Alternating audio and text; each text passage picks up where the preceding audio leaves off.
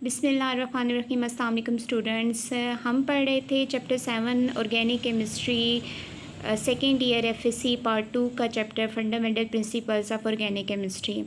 हम डिस्कस कर रहे थे सोर्सेज ऑफ ऑर्गेनिक कंपाउंड्स के बारे में, जिसमें हमने ये डिस्कस किया था कि मेजर सोर्स है ऑर्गेनिक कंपाउंड का वो लिविंग ऑर्गेनिजम्स हैं, यानी एनिमल और प्लांट्स हैं।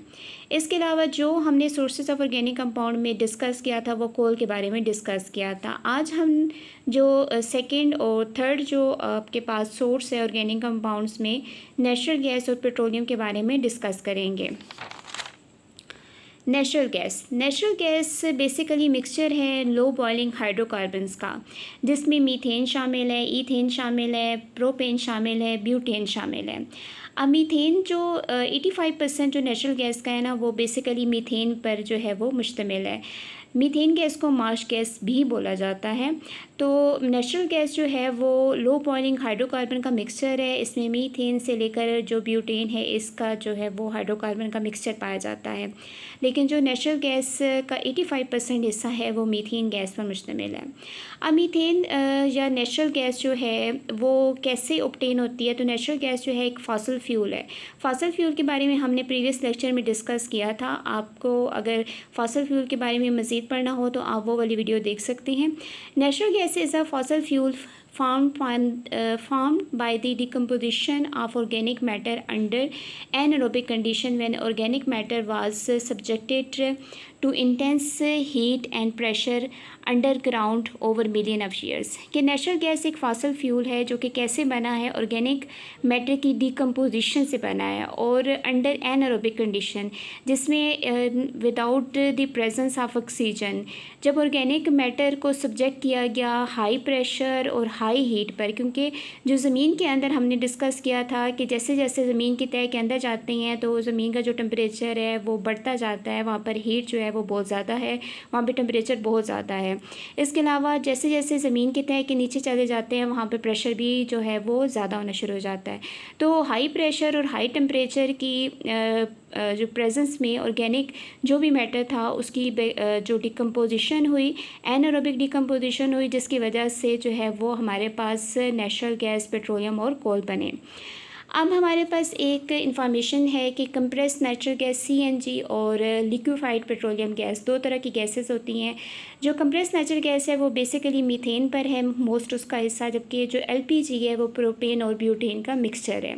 सीएनजी जो ऑटोमोबाइल्स वगैरह में जो है वो इस्तेमाल की जाती है, जो सीएनजी इस्तेमाल की जाती है हम गाड़ियों में, इसके अलावा जो मोटरसाइकिल्स वगैरह में, ऑटोमोबाइल्स वगैरह में जो है वो इस काम आती है फ्यूल के तौर पर। जो कि एलपीजी है ये जो कुकिंग पर्पसेस के लिए घरों में इस्तेमाल की जाती है। अब जो नेचुरल गैस का यूजेस में अगर हम उसको जनरल बात करें तो ये यूज़ होती है for the power generation in cement and fertiliser industry, यानी ये एक फ्यूल के तौर पर इस्तेमाल हो रही है सीमेंट और फर्टिलाइज़र इंडस्ट्री में। इसके अलावा जो बाकी जितनी भी इंडस्ट्रीज़ हैं उसमें भी एक जनरल फ्यूल के तौर पर इस्तेमाल होती है और कुकिंग पर्पसेस के लिए भी फ्यूल के तौर पर इस्तेमाल होती है हमारे घरों में। नेक्स्ट जो टॉपिक आता है इसी का वो पेट्रोलियम है। पेट्रोलियम जो है वो दो लैटिन वर्ड से निकला है, पेट्रा एंड ओलियम। पेट्रा जो है उसका मतलब होता है लैटिन वर्ड में रॉक, और ओलियम का मतलब होता है ऑयल। तो इसका मतलब है कि इसको अगर हम करें तो इसका पेट्रोलियम का मतलब आएगा रॉक ऑयल। ये ब्लैक कलर का या ब्राउनिश ब्लैक कलर होता है और लिक्विड मिक्सचर होता है और हाइड्रोकार्बन पर मुश्तमिल होता है। हाइड्रोकार्बन वो कंपाउंड होता है जो कार्बन और हाइड्रोजन और उनके डेरिवेटिव्स पर मुश्तमिल होते हैं। अब पेट्रोलियम का कहते हैं कि जब मिनरल ऑयल अपनी रिफाइंड फार्म में होता है, जब बिल्कुल प्योर फार्म में, साफ़ फार्म में होता है, तो उसको पेट्रोलियम कहते हैं। अब ये बनता कैसे है? ये बनता इस तरीके से, स्लो केमिकल या बायोकेमिकल डिकम्पोजिशन होती है ऑर्गेनिक मैटर की, जो कि सेडिमेंट्री रॉक्स, जो ज़मीन की तह के अंदर जो चट्टानें हैं उनमें क्या हुआ कि ऑर्गेनिक मैटर की डिकम्पोजिशन हुई और केमिकल और बायोकेमिकल डिकम्पोजिशन हुई। उसके नतीजे में ये है हमारे पास मिनरल ऑयल बनता है। जब ये जो रॉक है उन चट्टानों से निकलता है ये ऑयल, तो ये एक लिक्विड फॉर्म में होता है और वो लिक्विड जो होता है वो ब्लैक कलर का होता है, उसको क्रूड ऑयल बोला जाता है। फिर इस क्रूड ऑयल को जो है वो रिफ़ाइन किया जाता है और उसकी फ्रैक्शनल डिस्टिलेशन की जाती है, जिसकी बुनियाद पर हमें डिफरेंट पेट्रोलियम जो है वो उसकी फ्रैक्शन होती है और हमें डिफरेंट जो है वो फ्रैक्शंस मिलती हैं। अब पाकिस्तान में जो ऑयल रिफाइनरीज़ काम कर रही हैं, जो उसको रिफ़ाइन करती हैं मिनरल ऑयल को, वो 4 तरह की ऑयल रिफाइनरीज़ जो हैं पाकिस्तान में काम करती हैं, जिसमें अटक ऑयल रिफाइनरी है जो कि मोरका रावलपिंडी के नज़दीक है, और इसकी जो कैपेसिटी है कि ये कितना जो ऑयल है वो उसको रिफ़ाइन कर सकती है, वो 1.25 million turns oil refining capacity है।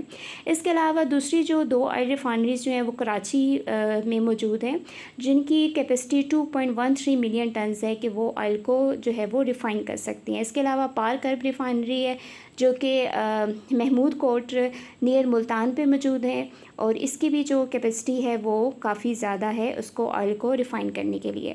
तो ये तो था सोर्सेज ऑफ ऑर्गेनिक कंपाउंड के बारे में। अगर आपकी कोई भी क्वेश्चन हो तो ज़रूर कमेंट में पूछिएगा। अल्लाह हाफ़िज़।